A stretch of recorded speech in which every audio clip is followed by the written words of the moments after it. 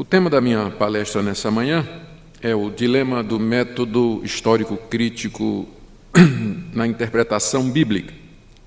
Em muitas instituições de ensino teológico, cursos de teologia e seminários no Brasil, esse método ainda é utilizado como método bíblico de interpretação por excelência. E nessas instituições se recomendam comentários e obras exegéticas que se utilizam do método crítico, enquanto que outras obras que não se valem desse método são consideradas geralmente como retrógradas, biblicistas, pietistas ou fundamentalistas. E aqui no Brasil, com o reconhecimento dos cursos de teologia pelo governo, que aconteceu a partir de poucos anos passados, 20, 15 anos passados, esse método ganhou um novo impulso, porque, do ponto de vista do Estado, a análise teológica tem que ser feita de maneira neutra e científica, e então, acreditando que esse método é neutro e científico, ele é o predileto das escolas de teologia com reconhecimento do Estado. Então, em primeiro lugar, o surgimento do método histórico crítico. Durante a Reforma Protestante, amadureceu-se um sistema de interpretação que posteriormente ganharia o nome de método gramático histórico. O distintivo desse método é que ele partia de algumas convicções religiosas e teológicas na análise bíblica. O método histórico crítico, e antes dele aparecer com esse nome, o método da Reforma, levava em consideração o caráter divino e humano das Escrituras, a sua inspiração e infalibilidade, a historicidade dos relatos bíblicos e a intencionalidade dos textos bíblicos de comunicar a verdade ou sentido de maneira proposicional. Então, o método gramático histórico era um método teológico. Ele já começava com o pressuposto de que a Bíblia é a palavra de Deus, é autoritativa, ela é infalível, ela é confiável, e que aquilo que ela relata é historicamente genuíno e verdadeiro, e que o objetivo da Escritura é nos comunicar de maneira proposicional a verdade e a revelação de Deus. E é importante notar que, apesar de ressaltar o caráter divino da Escritura, o método gramático histórico deu atenção, sim, ao seu caráter histórico, ao seu caráter humano. Os exegetas da Reforma e da Pós-Reforma, eles entenderam perfeitamente o condicionamento histórico, linguístico, cultural e temporal da Bíblia. Ela era, por um lado, divina, mas também ela foi dada através de seres humanos que estavam localizados no tempo, no espaço, numa cultura e que falavam uma determinada língua. Todavia, quando os reformadores e os exegetas da Pós-Reforma se aproximavam da Escritura, faziam isso a partir do pressuposto fundamental de que ela era inspirada por Deus, infalível e autoritativa, o que impediu que os exegetas reformados interpretassem os textos admitindo erros, falhas, imprecisões, inverdades, mentiras piedosas, mito e pseudonímia nas páginas do Antigo e do Novo Testamento. Por exemplo, quando eles encontravam um relato, esse é o exemplo clássico, na harmonia dos evangelhos, um evangelho diz que Jesus curou um cego na entrada de Jericó, outro evangelho diz que Jesus curou um cego na saída de Jericó, e o outro relato diz que ele curou 2 cegos. Então, quando eles se aproximavam desse problema de interpretação, a tentativa sempre era de harmonizar os 3 relatos, procurar uma explicação que harmonizasse os 3 relatos, porque era inconcebível para eles que um relato estivesse errado, ou 2, ou até os 3. Então, a crença de que a Bíblia é a palavra de Deus impediu que os exegetas reformados, ao elucidar problemas no texto, aceitassem soluções como: isso é uma tradição equivocada, isso aqui é um mito, isso aqui é uma lenda, isso aqui vem de uma comunidade tal que é uma tradição diferente da comunidade tal, porque isso implicaria em admitir contradições, erros e equívocos no texto. E isso eles não podiam fazer por causa do controle teológico da doutrina da inspiração da Escritura. Quando eles não conseguiam achar uma solução que harmonizasse, muitos deles preferiam deixar o assunto, então, em suspense, até que alguma outra coisa, a arqueologia, a história, trouxesse uma informação que pudesse ajudar a elucidar o problema. Mas esse compromisso do método gramático histórico para com a inspiração da Bíblia, que controlava e orientava a exegese, ele foi sendo abandonado paulatinamente nos meios acadêmicos de estudos bíblicos na Europa do século XVII, especialmente no XVIII, à medida que o liberalismo teológico começou a ocupar as cátedras. Esse movimento que nasceu com o liberalismo teológico, uma nova maneira de interpretar a Bíblia, que também foi chamada de alta crítica, em contraste à baixa crítica. A baixa crítica se ocupava com a manuscritologia, a questão dos manuscritos, dos textos originais, toda a questão textual. E a alta crítica, então, tinha a ver mais com essa nova abordagem à Escritura. Então, essa alta crítica, ela passa a dominar a academia e a maneira como os exegetas e intérpretes olhavam tanto para o Antigo quanto o Novo Testamento. E o nome que se deu a esse novo método que nasce na esteira do liberalismo teológico é o método histórico crítico, que foi saudado por muitos como resultado do progresso e do avanço das novas luzes que agora brilhavam sobre a humanidade. A expressão novas luzes é usada de propósito porque esse método surge na esteira do iluminismo, que tem esse nome exatamente por isso. Acreditava-se que novas luzes estavam sendo lançadas sobre a humanidade, um novo conhecimento. E o método histórico crítico é filho do iluminismo nesse sentido.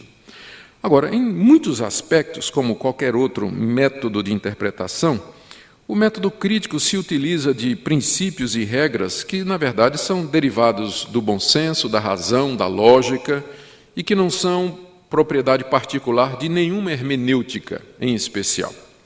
Mas o que ele tem de distintivo e de diferente do método gramático histórico é que ele tem uma dívida, primeiro, para com o humanismo da Renascença, de onde ele absorveu a ênfase no humano, em detrimento do divino. Ele tem uma dívida para com o deísmo inglês, que é aquela teologia que diz que Deus criou o mundo e o deixou funcionando, mas não intervém no mundo.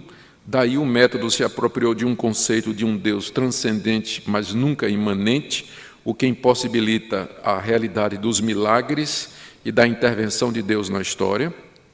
Ele deve também ao ceticismo francês, de onde ele tirou a dúvida como pressuposto dogmático e metodológico, e ele também é devedor do iluminismo alemão no campo da teologia, de onde ele adotou a razão em detrimento da revelação. É um filho da sua época, o método histórico crítico.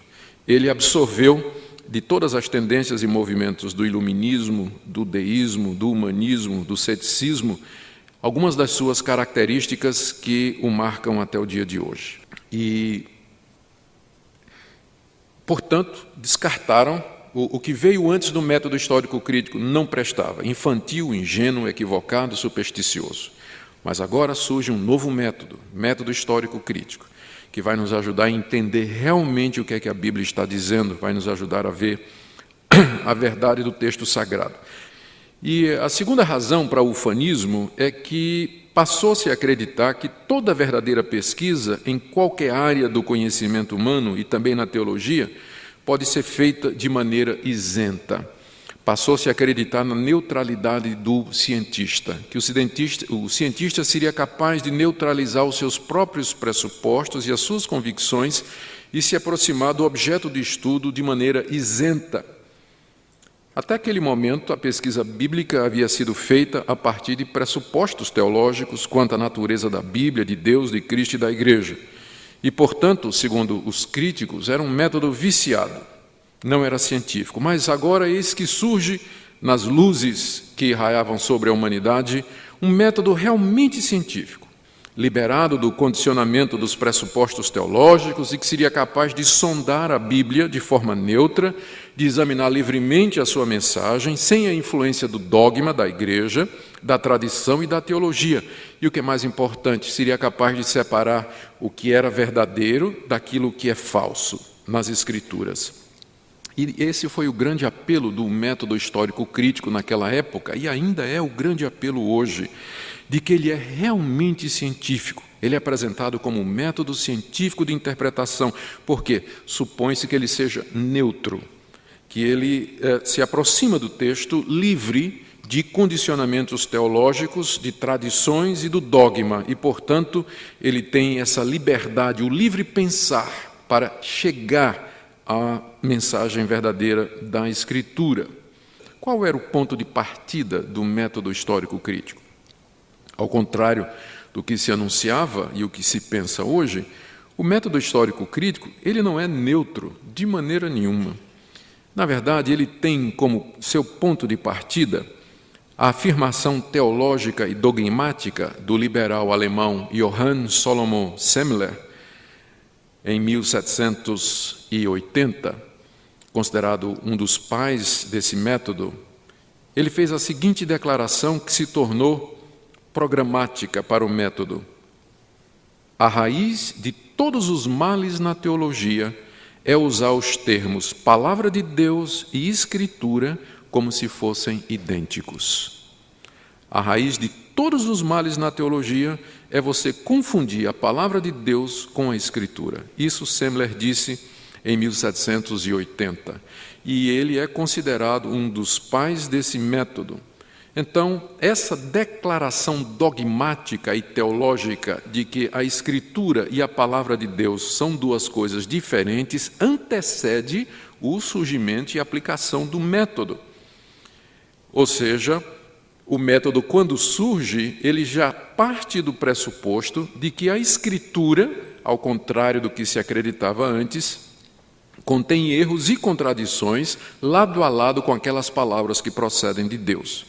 Partindo, então, desse pressuposto, desse dogma, os críticos iluministas se engajaram na busca da palavra de Deus que estaria dentro da Escritura, misturada com erros e contradições. E esse se tornou o alvo do método histórico crítico: separar a palavra de Deus da Escritura, ou, usando a terminologia que eles usaram na época, encontrar o cânon normativo, que é a palavra de Deus, dentro do cânon formal, que é a coleção dos livros adotados pela Igreja. Cânon normativo seria a palavra de Deus, que estaria contida dentro do cânon formal, que é a nossa coleção de livros do Antigo e do Novo Testamento. Vários críticos alemães adotaram diferentes critérios para se achar o cânon dentro do cânon. E eles todos estavam dizendo que isso era isso que o exegeta tinha que fazer, já que palavra de Deus e Escritura são duas coisas diferentes. A palavra de Deus está dentro da Escritura, mas como reconhecê-la? O que é a palavra de Deus? O que é o seu essencial? Então, esses critérios subjetivos que foram escolhidos antes da pesquisa guiam a procura da palavra de Deus dentro do cânon. Portanto, dizer que o método histórico crítico é científico e neutro é uma grande falácia. Na verdade, ele é profundamente ideológico. Ele já tem um objetivo, ele já parte de pressupostos com relação à Escritura.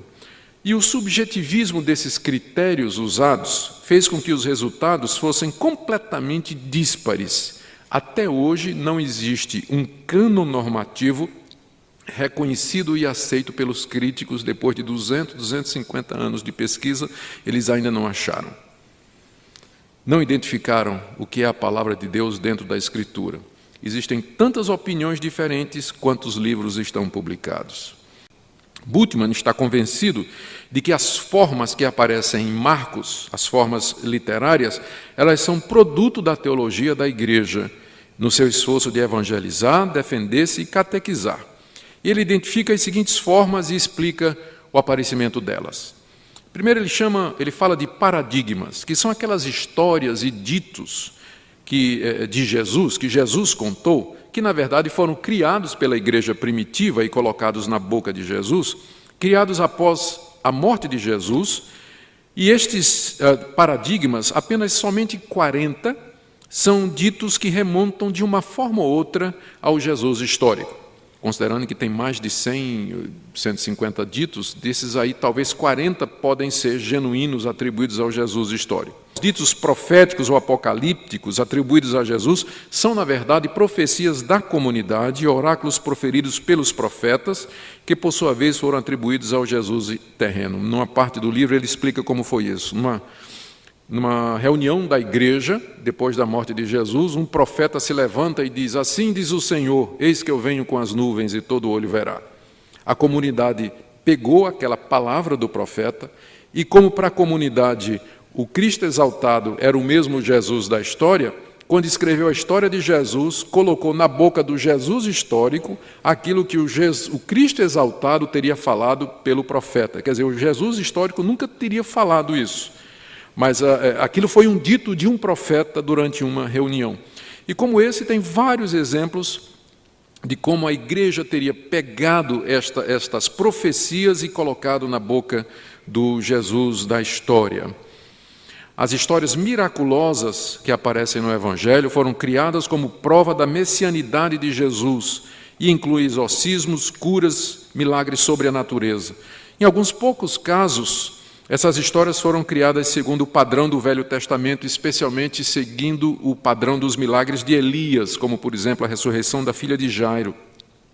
Essas histórias elas foram elaboradas após a ressurreição, entre aspas, de Jesus e atribuídas ao Jesus histórico. Eu digo ressurreição entre aspas porque, para Bultmann, Cristo não ressuscitou historicamente ou literalmente, mas ele ressuscita no querigma, na pregação dos discípulos. Mas eu quero me concentrar na obra de Gerhard Meyer, que ficou famoso quando, na década de 70, escreveu um livro intitulado O Fim do Método Histórico Crítico. Ele foi criado na academia com esse método, mas já na década de 70 ele escreveu que esse método tinha chegado ao fim. O ponto de Meyer é que o método crítico não se ajusta com o objeto da sua análise, que é a Bíblia, pois parte de pressupostos contrários à Escritura. E ele demonstra na prática o fracasso desse método em produzir resultados objetivos e reconhecidos. Como é que ele fez isso? Ele pegou o livro de Käsman, publicado na década de 70, o título é O Novo Testamento como Cânon. Nessa obra, o Käsman junta artigos de 15 autores protestantes críticos e de 2 católicos críticos, entre eles o famoso Hans King. Meyer analisa os principais artigos e chega às seguintes conclusões. Primeiro, que os críticos, todos os 17 que escreveram ali, protestantes e católicos, eles não mais concebem o Novo Testamento como uma unidade, mas, na verdade, é uma coleção de teologias díspares, contraditórias, completamente fragmentado. E não se pode quase que falar em teologia do Novo Testamento. Então, já não há mais o conceito do Novo Testamento como unidade. Segundo, e portanto, deixa sem trabalho os teólogos bíblicos e sistemáticos, porque eles não têm mais em que trabalhar. Não tem mais um cânon para trabalhar. Segundo, ele percebe que em todos os artigos há a conclusão de que o cânon formal, as Escrituras, não pode ser identificado com a palavra de Deus. Ou seja, 250 anos depois que Semler disse aquelas palavras, os críticos continuam com essa orientação programática, que o erro maior na teologia é você confundir palavra de Deus com Escritura. Isso está no livro do Käsman. Terceira coisa que ele concluiu é que, após 200 anos de pesquisa, os críticos não conseguiram unanimidade sobre o que seria o cânon normativo dentro do cânon formal. Onde está a palavra de Deus dentro da Escritura? Em resumo, nós podemos apresentar as seguintes razões para a crise em que hoje vive o método histórico crítico e para a nossa admiração de que esse método ainda continua sobrevivendo e sendo usado no nosso país, em escolas e até seminários recomendados por professores e por autores. Então, aqui algumas razões para essa crise. Primeiro, esse método não deveria continuar a ser usado e empregado, porque ele assume desde o início pressupostos dogmáticos que refletem rejeição da autoridade e infalibilidade das Escrituras. Ele não é neutro e muito menos científico. E esse foi o grande apelo dele, mas nada mais longe da verdade. Ele é bastante tendencioso E longe de ser uma abordagem neutra da Bíblia, o método histórico crítico parte da incredulidade racionalista e iluminista quanto à realidade da encarnação, do nascimento virginal, dos milagres, da ressurreição dos mortos e da ressurreição de Cristo. Portanto, a conclusão deles já está estabelecida antes da pesquisa, ou seja, a Bíblia não é historicamente confiável.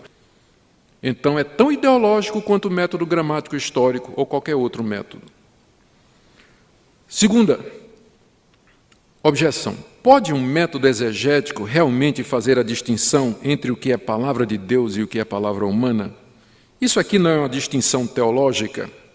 O que levaria um crítico a concluir exegeticamente que um texto faz parte do cânon normativo e que outro não faz? É uma questão de exegese ou é uma questão de teologia? Na verdade, trata-se de uma especulação de caráter altamente filosófico e ideológico. Aqui não tem nada de neutro porque vai entrar o pressuposto teológico do crítico. E não admira que eles não puderem encontrar a palavra de Deus dentro das Escrituras. Não há até hoje um cânon normativo que seja reconhecido e aceito por eles. Não se pode separar a palavra de Deus daquilo que é meramente Escritura. Para isso, os críticos precisariam ter de antemão uma ideia do que é a palavra de Deus. Como ela se parece, qual o seu conteúdo, qual sua forma e aspecto. E não é à toa que os resultados, portanto, são díspares. Supondo que um crítico se deparasse com a palavra de Deus dentro das Escrituras, como ele poderia reconhecê-la? Aí entra a teologia dele, as convicções ideológicas e os pressupostos dogmáticos do crítico. Portanto, esse método ele não tem condições de cumprir o que ele queria fazer. Segundo o método histórico crítico, ele gera dúvidas, incertezas e suspeita quanto às Escrituras e assim tiram a base para a pregação autoritativa. O senhor acha que esse método usado nos seminários com método histórico crítico aprova o homossexualismo? Nem sempre, mas com certeza quando, por exemplo, surgiu, quando os homossexuais a exegese que procura defender o homossexualismo, quando ela argumenta biblicamente, ela vai tomar aqueles textos de Paulo, que falam contra o homossexualismo, e dizer ou que eles são condicionados culturalmente, ou que são inserções de um paulinista, que aconteceu no século II. Enfim, eles vão desacreditar a autoridade do texto, que é uma das características do método histórico crítico. Isso não significa dizer que todo mundo que usa o método histórico crítico é a favor do homossexualismo, mas sim que a defesa bíblica do homossexualismo passa pelo descrédito dos textos que são contrários. E aqui eles vão encontrar uma ferramenta pronta, que é exatamente o método histórico crítico. Agora a pergunta: onde é que na Bíblia está escrito tanta prevenção, preconceito e até ódio contra os homossexuais? Não está escrito. Está escrito todos na eles religião, dizem, né? Na Bíblia não? Não, a Bíblia faz duas menções. E as duas menções que ela faz, aliás, faz três. A primeira menção está em Romanos, no capítulo 1, numa carta de Paulo, que é mal entendida, porque Paulo está descrevendo o fenômeno global do Império Romano.